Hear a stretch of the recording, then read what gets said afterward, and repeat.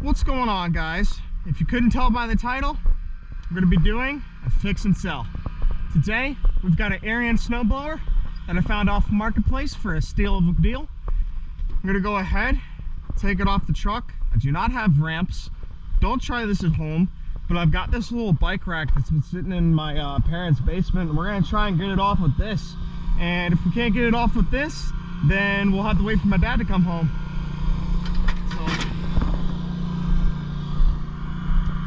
Let's see here. Oh, it's already falling apart.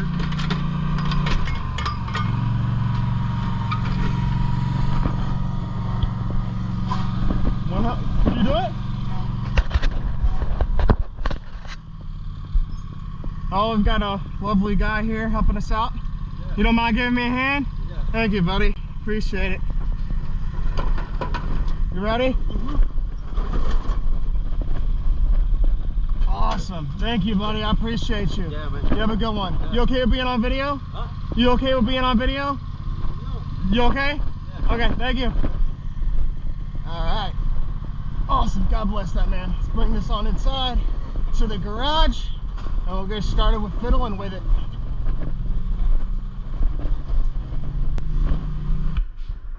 Alright guys, so I got this off Marketplace for a hell of a deal. I also got this pressure washer to come along with it, but we'll mess with that later. Another video. What the guy says is wrong with it is it needs a carb cleaning and the wheels don't spin. That should be a really easy fix. It's belt driven, so it's probably got something to do with the belts or whatnot. Cheap repair. You can get one of these brand new for about 1,500 bucks. I'm going to be probably selling this for about $1,000 or best offer, if we can get it running in good condition. Of course, it comes with a Tecumseh, which is a great motor. I checked the fuel lines over. The fuel lines are still pretty good, so we'll probably not do anything about that. I have not checked compression or anything, so first thing we're going to do, of course, we're going to make sure it's off completely. Just take the key out of it. So don't even really worry about that. We'll check for spark later. I just want to see if this motor's got oil in it and if it's got good compression. That's what's most important right now. We'll figure out spark later. Definitely gonna need an oil change. She's a little dark. Gotta add some, that's for sure. So just see if she has compression. Oh yeah, she's got compression, all right. Yep, you feel it right there. You could also hear it coming out there.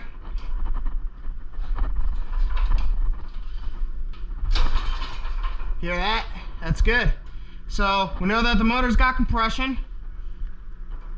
I'm gonna fill her up with oil here. How does the gas smell? Oh yeah, she's right. She got some old gas sitting in there, but we're gonna add some oil and we're gonna try and start her up. See what happens.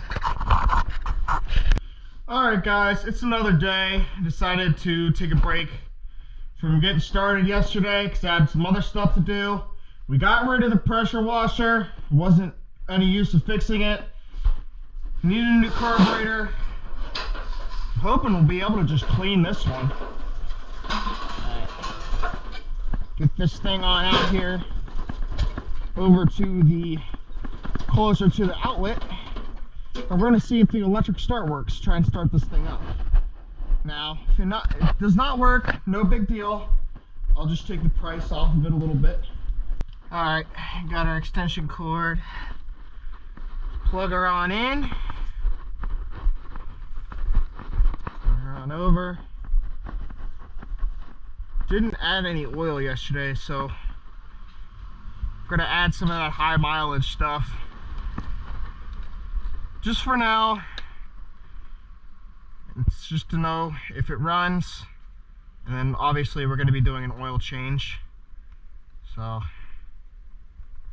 you know, this should be enough.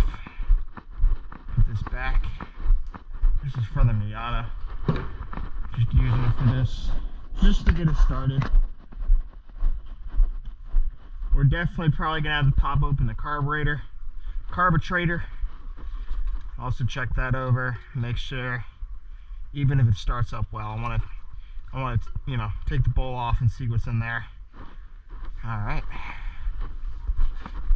let's bring it up a little out further so I don't get smoked in this general area, because I'm sure it's going to be smoky with all that stinky gas sitting in there.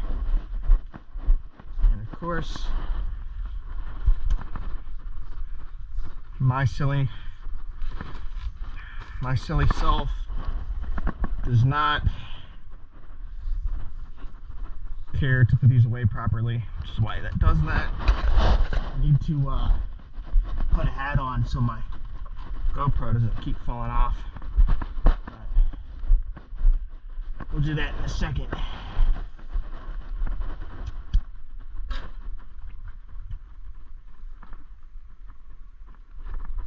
I'm gonna go get a hat.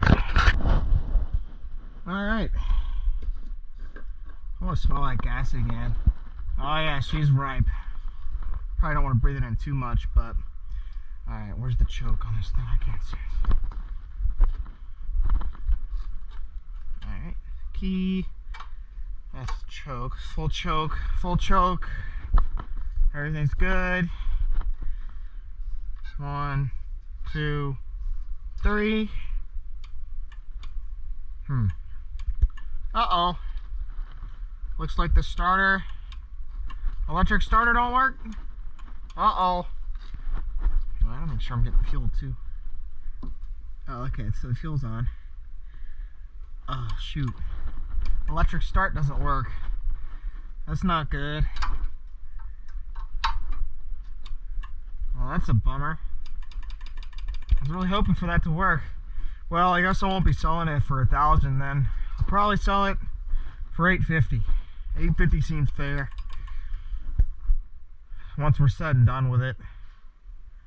Alright. Let's unplug it. Ravel this up. And we'll use the pull start. I'm not going to ravel it up. I'm just going to bunch it up. I'll do it properly later, off camera. I don't want to see me do that. You came to watch this thing run.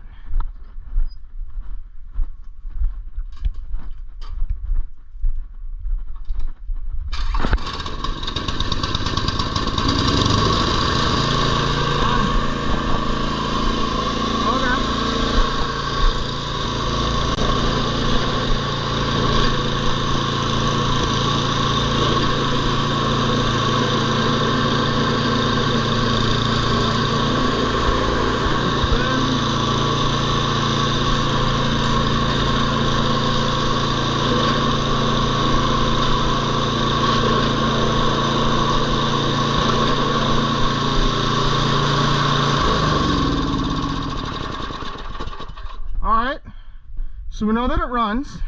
That's good. Auger spins perfectly, from what it seems, when I press it down. These little things are spinning, so that's a good sign. The only problem I'm having is it does not go forward. It'll go backward, but it does not go forward. Which, he did say something about that. So, now that we know that it runs, still gonna have to drain the old gas out of there, check the bowl over and everything, but I want to make sure that this thing will go forward now that we know that it runs. So we're going to start by taking this little plastic cover off, which should be a 5/16, so a 10. 110 there. It looks like another 10 right there. So let me go grab the 10mm socket and ratchet, and we'll get on ratcheting.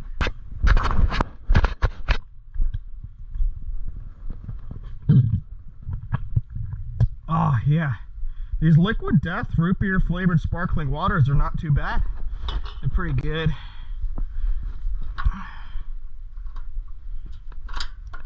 Yep, so it's definitely 10. Definitely 10 mil. Got a 10 mil wrench sit at the socket and ratchet. Not because I've lost my 10mm socket or anything, just because these tires are in the way. So it'll be much easier and just quicker and simpler to get that little wrench in there instead of finding the socket adapter to move myself around the wheel and tire. Well, that one's a 10 millimeter. This one's not. Oh yeah, it is. That side. Seems like someone might have taken these off before.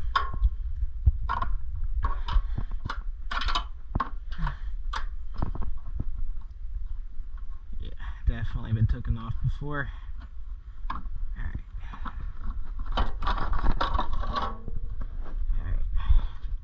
Oh yeah, she's dirty in there.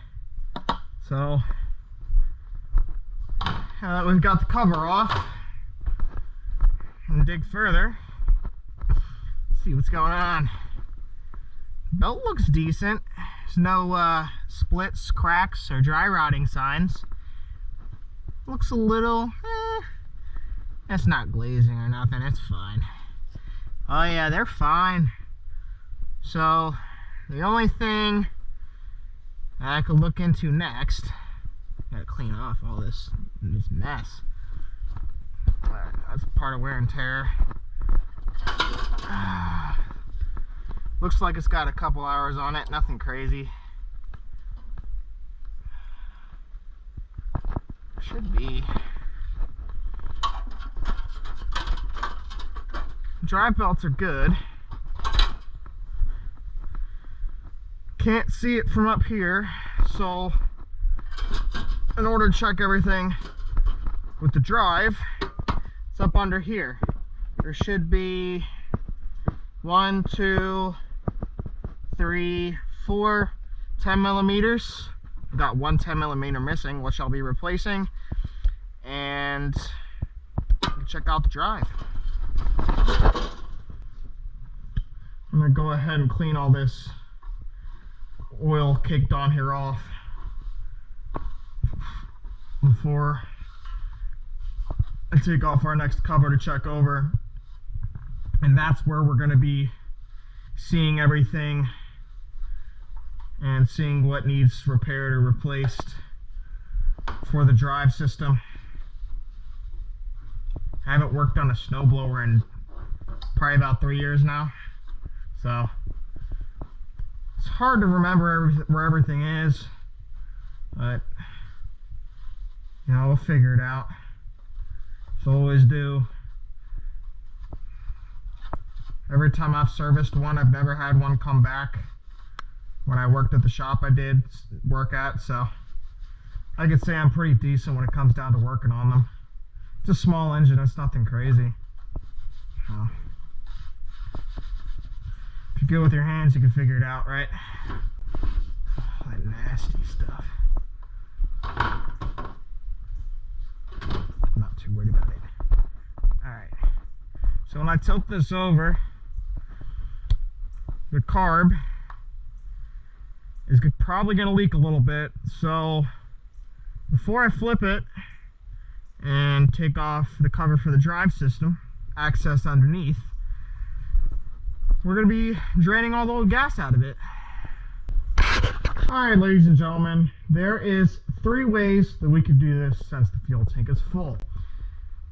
Take the 2 bolts off here, take the tank off, dump it out into this.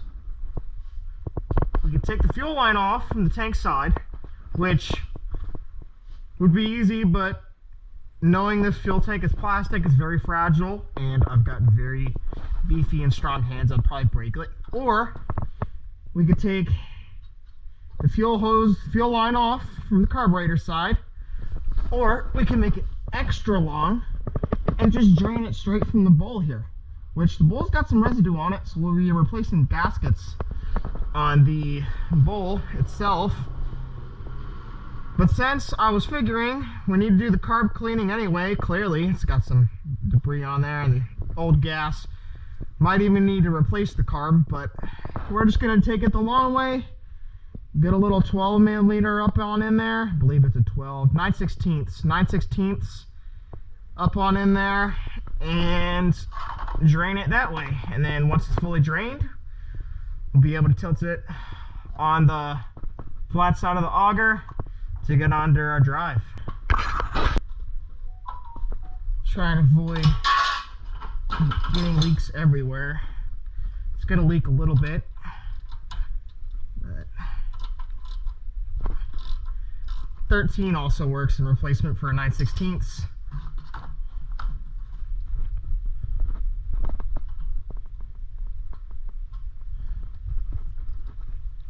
Oh yeah, stinky gas. Stinky gas. Take that bowl off. Oh, she's not terrible. She's a little dirty. She's got a little bit of gunk in there. You can see right there. I can just get it off my finger, but that's why she started up.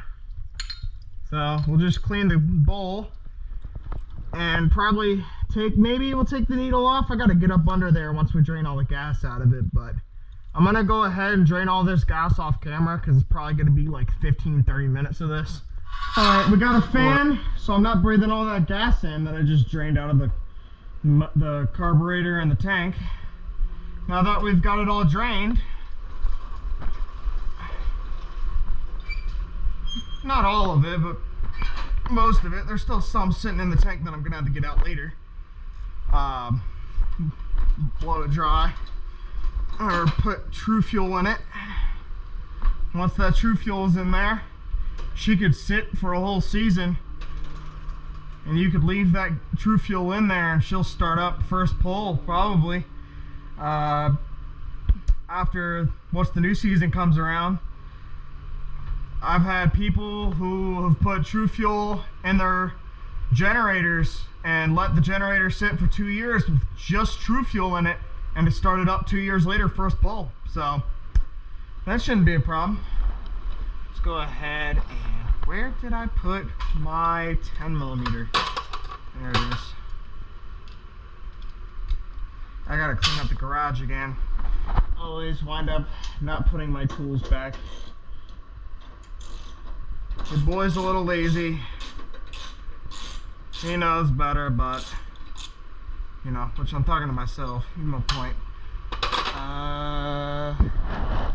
Where did I put the 10 3/8? Same thing. Got these little big wheels and tires in the way. So I'm gonna do it the other way. I'm going slow. Takes a little longer, but it'll get the job done.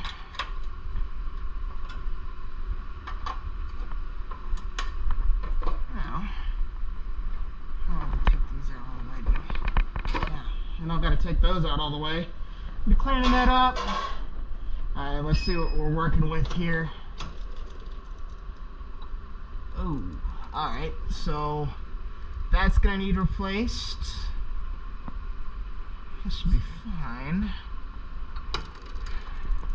And that fork needs to be, I believe there needs to be a spring here or something. There's something missing.